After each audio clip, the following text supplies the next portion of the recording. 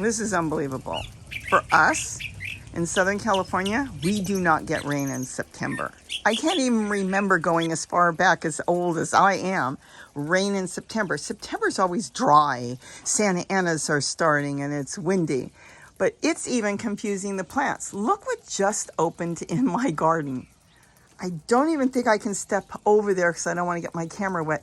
There are 2 beautiful dragon fruit flowers that just opened. Gary literally came through here last night, 11 o'clock, midnight, walking through, and now he's going to his garden to see what opened up there because he went through and pollinated all of them. I've got a lot of them coming through there that will probably open tonight, but I think the confusion for the plants right now, especially the dragon fruit, is the darkness. It's been dark and raining here all morning. There's no storms coming through. In other words, no hurricanes or anything, just rain.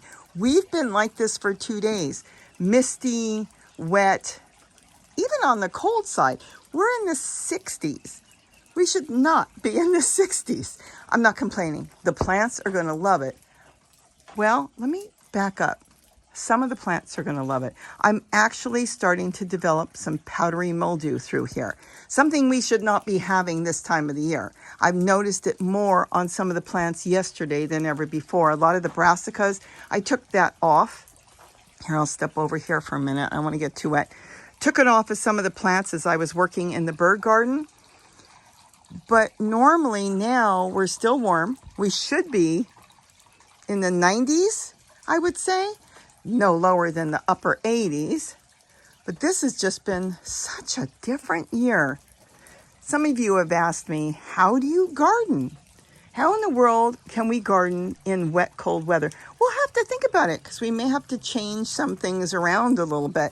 I think we can tweak things if it continues this way. If it turns into something for next year, I have ideas. We can tweak a lot of the plants so they'll continue to grow.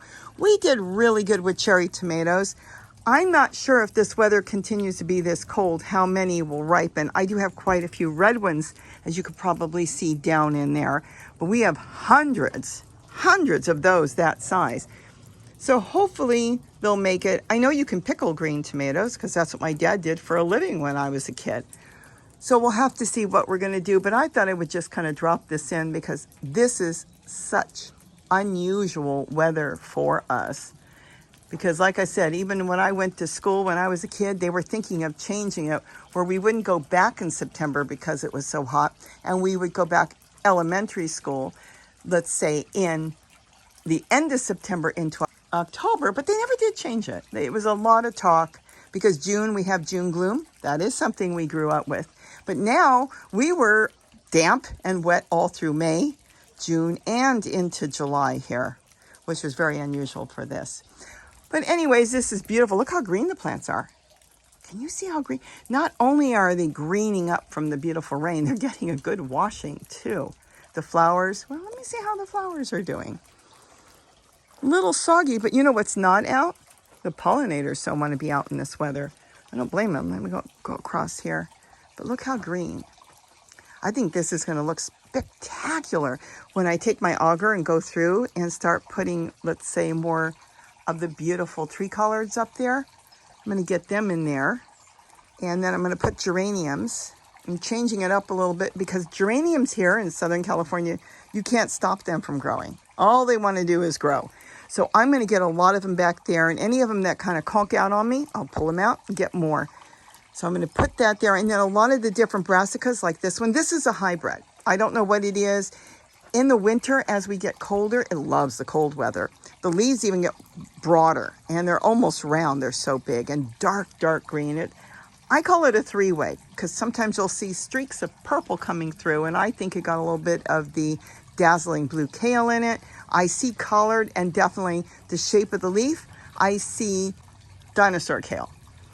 So we'll see what happens with this because I think I'm going to do a lot more cuttings. There was a giant one there and that was taken out this past season between our really cold, freezing winter and then really hit fast. We had some heat. It didn't like the combination of going from cold to hot, and so it died back. But the main plant is still there. It's just small. So I'm going to get this all done. debating if I should paint these dog crates. These are actually kennels, and we got them years ago. I've told the story 1,000 times. They threw them out.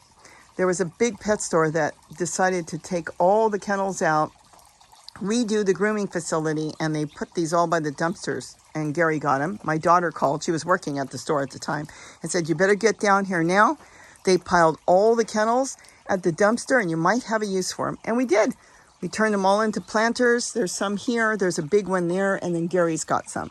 So that's all we've got of those. And I'm thinking of doing some, not so much artwork on them because you won't see it. As I start to plant, it will cover it up. But I'm thinking of doing kind of a sponge painting over them. I could do a solid paint. And if I do a solid paint, then it's going to look solid. But if I do a sponge paint, it might blend in. I did it with my fireplace and it came out fantastic. So I might do that. But Gary's going to come soon. And he's going to go and see if he can pollinate them. I don't know how that's going to work in the rain, but if he can get the pollen down where it belongs, he's going to see if he can get those two hand pollinated. So we'll get those extra two, I call them twin fruits, because it's two flowers, one next to the other, and they look so beautiful. See that? I'm not sure if they're on the same branch. Oh, there's a third one right there that's going to open right next to it. So we'll see how that goes. And I am just amazed at the damp, rainy weather, and I am collecting rainwater. If all goes well, I'm thinking of putting gutters up to catch some more water so we can catch it for seedlings and young plants, and then because I don't know how much rain we're going to get, and be able to water the plants with rainwater.